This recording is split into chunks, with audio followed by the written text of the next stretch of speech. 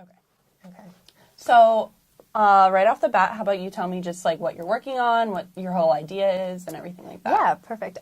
So my original idea was to kind of investigate like the unaccompanied refugee minors that are coming into Philadelphia, and to write a story about that. And I'm working with a person pretty closely who is in charge of looking at the biodata for a lot of these different kids from abroad, and trying to like choose which ones he thinks would be able to like be a good fit for residency in the U.S. And there's like so many young children who are refugees, but it's really hard because there's like limited number of spots, so he kind of has to go through and like find ones that look like they have the most potential to thrive here. And so that's kind of what he does, and his name is Madhup, and he's like a super, super nice guy. And I met with him a couple times to like talk about his work, as well as kind of just give him a little bit more ideas on what I'm working on.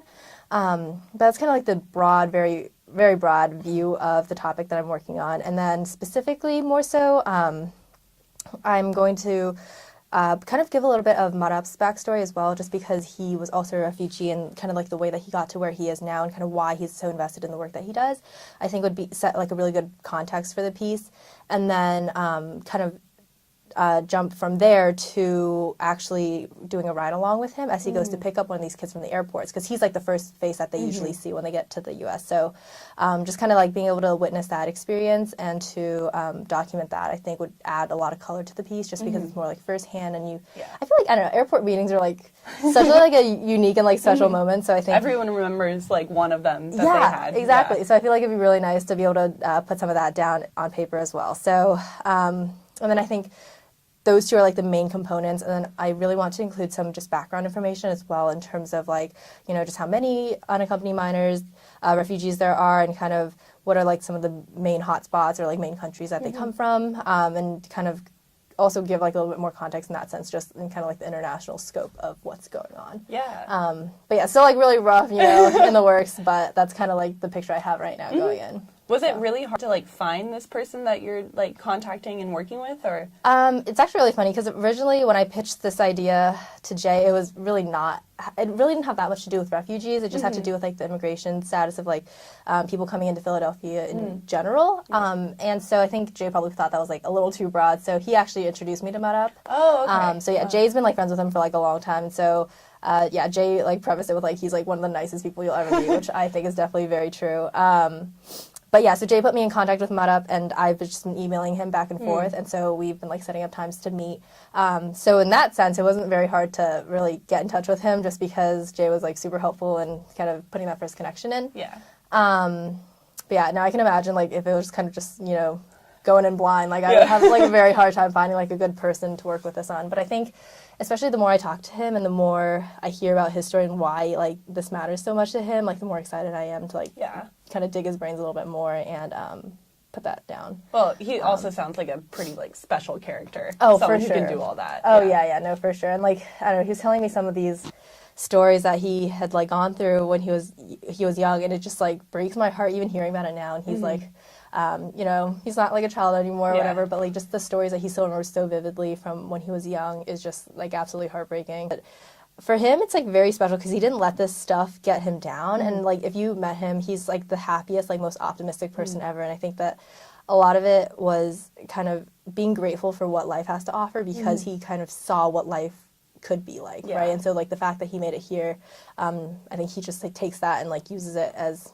like motivation, as opposed to like, I feel like if that happened to me, I'd just like want to, you know, like crumble. Yeah, exactly. And like just be super sad all the time. But yeah, which I think is like another reason why I think he will be like a really interesting character, just kind of his unique mindset that he has on life in general. So yeah, I'm like super excited to like keep talking to him and working with him. Are you nervous at all to like capture that, like to work through your piece and like really get his personality down on paper? Or I am actually. That's like a really good point. It's just, yeah, I think because he has like such a strong personality, and like I don't know, I respect him so much for like the way he's able to like take, you know, situations that are like very negative and turn it into something that he can like use for, you know, to like better himself. And so I think, yeah, it'll definitely be like challenging to make that come across in like the way that I truly feel that he is. And I'm also like nervous about like making sure I get the details right of his story, because I don't want to like put in kind of like my own thoughts or like be like, oh, I thought he said that, and like Yeah. just put it in when in reality it didn't happen. Because I feel like that's just, you know, writing his story, which is like not what I'm trying to do. I think I'm just trying to like tell his story, right? Yeah, I'm actually really looking forward to reading your piece. When everyone was pitching, it was like, that sounds really interesting. Oh my gosh. Just because, like, I feel like that moment at an airport is Right? so important, and I think it's so cool that you're going to be able to experience that from, like, just a different perspective. Yeah, and I think it's also like one thing that Marab says he does is he'll research the common foods for like that kid from like where he or she is from, and then like he'll make sure that's the first thing that they eat, just to be able to like kind of give them that like feeling of home when they're like in this place that's completely unknown. So yeah, so I'm like really excited to kind of see how that plays out. And yeah, so he'll like, usually he knows about 2 weeks in advance when someone's coming, so he said he'll like let me know when to kind of expect someone. So yeah, I'm like looking forward to that. That's for sure. so cool. Yeah.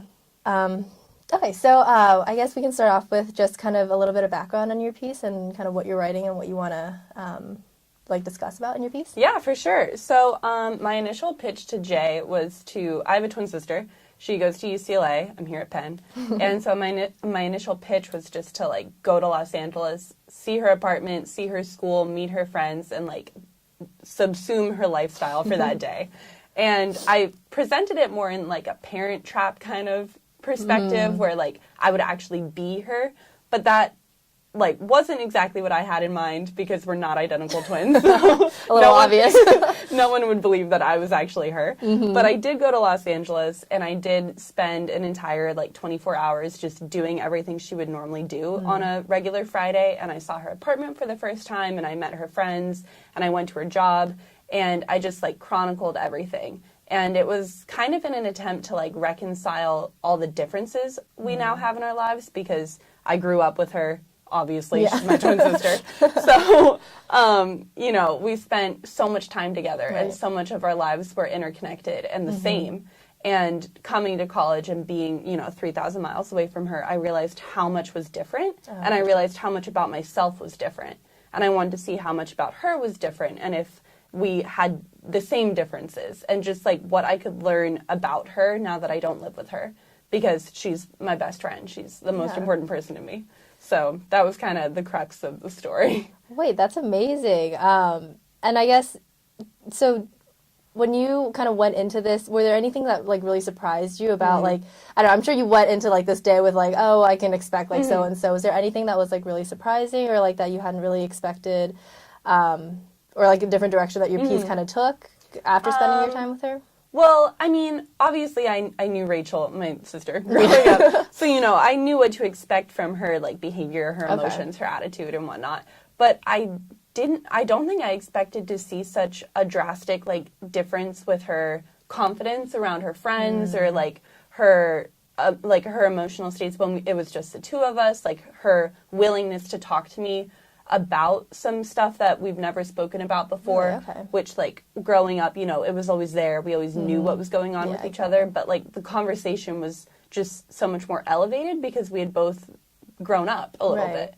So I don't think I expected to come to that realization that I was like, wow, we're both, like, full-grown adults. You know, because when I think of my twin sister, I think of us as little kids, you know, playing around, messing around. So I always just, you know, associate my sister with like childhood. And for sure, it was really weird going to Los Angeles and being like, wow, like I have a sister who's an adult, and that means I'm an adult. No, so that 100%. was, you know, cool. Yeah, for sure. So I guess kind of like going off of that, was there like a favorite part with your like piece that you've had so far, or like a worst part that you want to?